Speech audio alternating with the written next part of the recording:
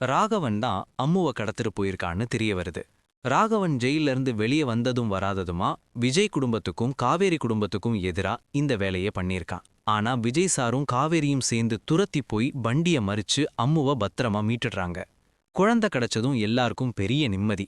விஜய் சாரோட தாத்தா ரொம்பவே சந்தோஷப்படுறாரு. அம்மு ரொம்ப பயந்திருக்கவும் காவேரி தான் அவளை தேத்தி சமாதானப்படுத்துறாங்க. விஜய் சாரோட சித்தப்பா போலீஸ்ல கம்ப்ளைண்ட் கொடுத்துட்டு வராரு.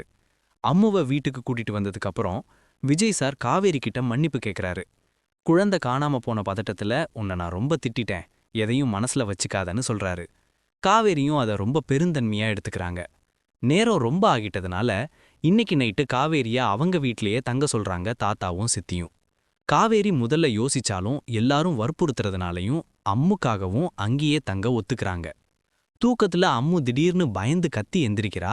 எங்க அப்பாவை பார்க்கணும், எனக்கு பயமா இருக்குன்னு புலம்புறா.